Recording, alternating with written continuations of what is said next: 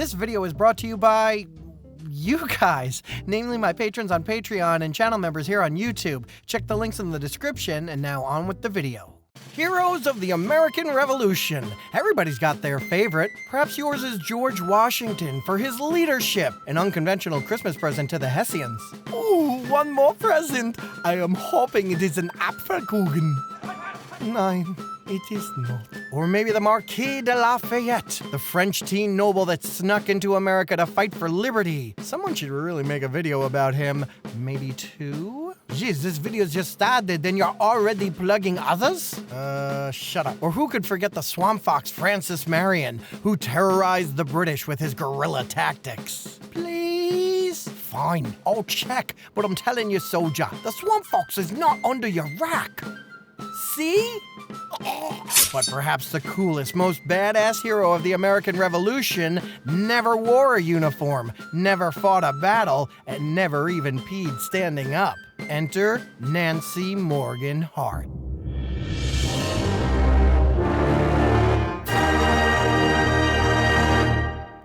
Before we talk about Nancy, we must talk about the colony of Georgia, which was pretty unique. For example, it was the last colony to be founded, and by a lot. Like half a century after number 12 Pennsylvania. That's like turning 50 and finding out your parents are having another child. Ew, how is that even possible? And why are you guys still doing it? Well, the why of the Georgia colony can be answered by one man, James Oglethorpe. King George II, I'm sure you can see the debtors' prisons are simply overflowing. I know. I find it amusing when they all reach out their arms for scraps of food. Makes the place look like a centipede. Yes, well, I believe in the goodness and potential of all people. And I have a vision of a utopia in which those poor souls can start new productive lives in the new world. Oh, you're done.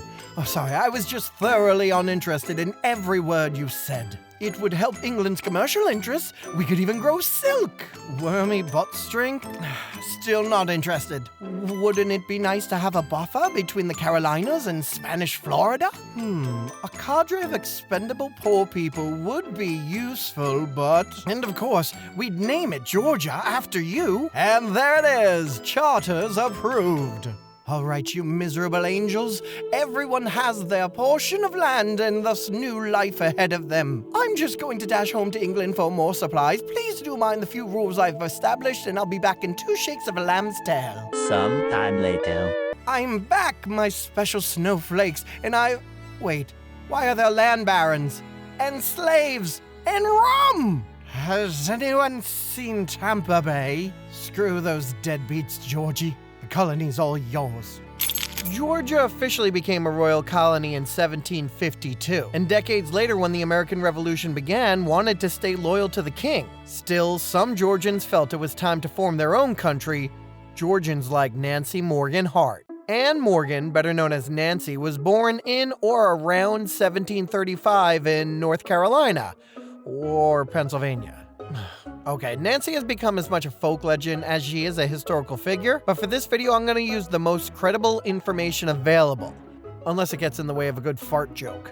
And we do know that she was a real person, if only because of the really famous people she's related to. Nancy was first cousins with Daniel Boone and was aunt-in-law to Henry Clay. Oh, there you are, you handsome devil. Are you always gonna look this good? Oh my God, someone unwrapped a mummy. Now, Nancy wasn't built like other women. She had fiery red hair, arms like tree trunks, and her eyes were, yeah, there you go. Nancy also stood a towering 6 feet tall. Oh, that is definitely not average height for the time. And she was a tough woman, evident by the 8 children she bore.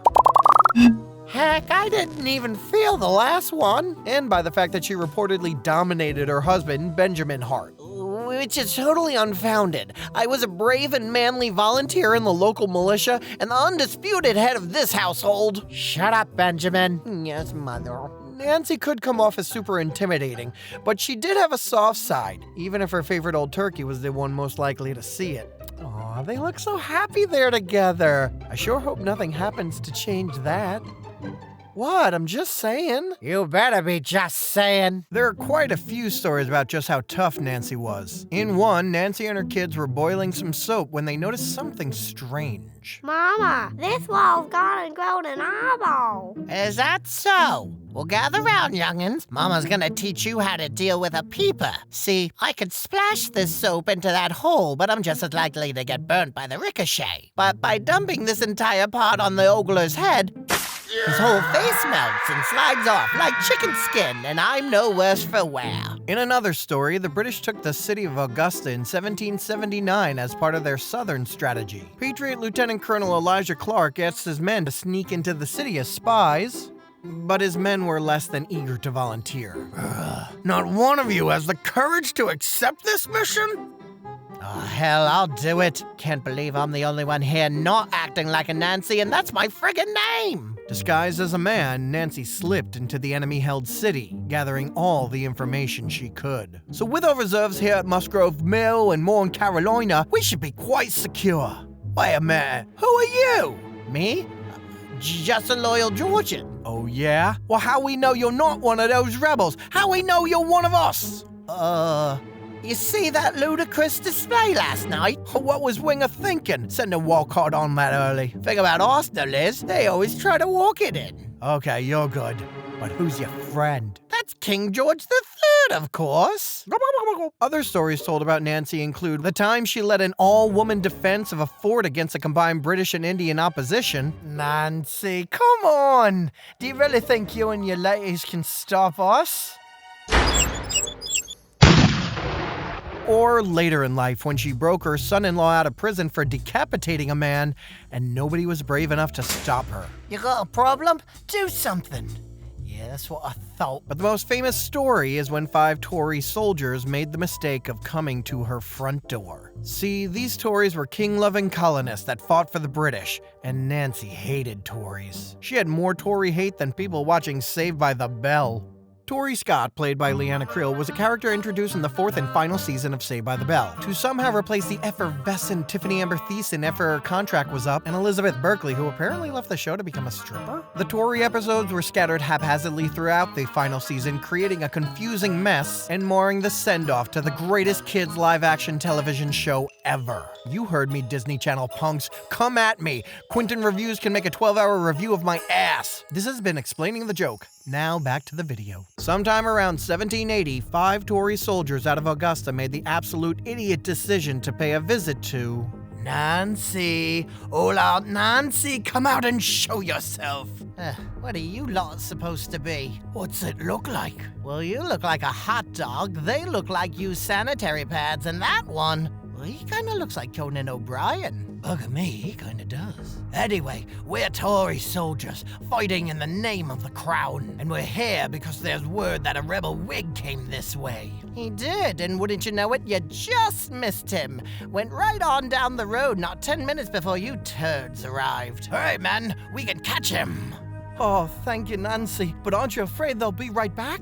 Oh, I wouldn't worry. I got a little something waiting for them. Sir, here. Yes. Oh, let's see. Are you looking for that Whig? He's a dastardly fellow, and it's a good thing that we have brave British colonists like yourself out on the prowl. If you want to find him, you'll have to read closely and carefully because they're a... By dusk, the Whig had escaped, and the Tories had realized they'd been duped, and they angrily returned. Nancy, you're lucky we're men of honor and chivalry. We would be well within our rights to burn your home to the ground. And worse, instead for your dastardly conduct, you will make us dinner.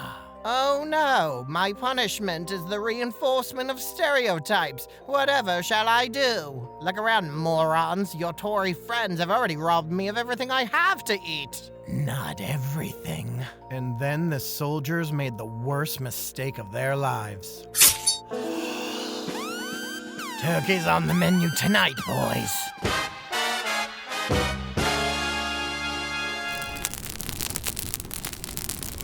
Nancy, what's a man gotta do to get some water around here? I'll have to send Suki to fetch more from the spring. In the meantime, why don't you have some more of this moonshine? Hope it doesn't make me blind. At least we wouldn't have to see her face anymore. Suki, be a darling for Mama and go get some water. Are you sure, Mama? I don't want you to be alone with those men. It's fine, child. Mama's not alone. Suki ran to the spring to fetch water and to blow the secret conch to alert others of the trouble brewing. Oh, where's that conch? Where is it? Oh, here. Kill the pig, cut her throat, spill her blood! Oh, wrong conch. Suki, what's wrong? A bunch of Tory soldiers are in the house with Mama. Okay, I'll gather up some men so we can get the drop on them. Father, they killed Turkey. Oh God, they're already dead. Suki returned to the house to find... How's that turkey cooking, Nancy? He's cooking fine. In the meantime, you boys just drink up. If we have much more of this, we're all gonna have eyes like Nancy.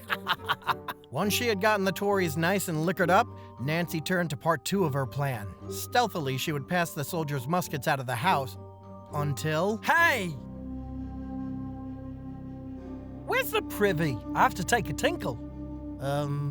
This is out back. Nancy got back to her plan, but on the 3rd gun, the soldiers got wise. Nancy! You hold it right there! What are you gonna do, you old crone? You haven't got the medal. Now, in the name of the crown, I order you to... I'll do the same to the next one of you that does anything stupid. Hope you don't mind, but I fixed the toilet paper while I was in there. Put it under, which is the king's way. Now surrender your damn Tory caucuses to this Whig woman. Lads, that's the last gun. She can't get us all. But which one of us is she aiming at? I can't bloody tell. I know. It's like them eyes are trying to meet in the middle. Holy crap, Nancy. Did you do this all yourself? With a little help. Well, boys, let's take them to Clock Station and hold them there. They ain't going nowhere. Well, we can't keep them prisoners here. I ain't never intended to keep them as prisoners. You mean... firing squad? Shooting's too good for them. And it's said that on that night, the remaining Tories were hanged in the backyard. And as the bodies swayed in the moonlight, old Nancy whistled a familiar rebel tune.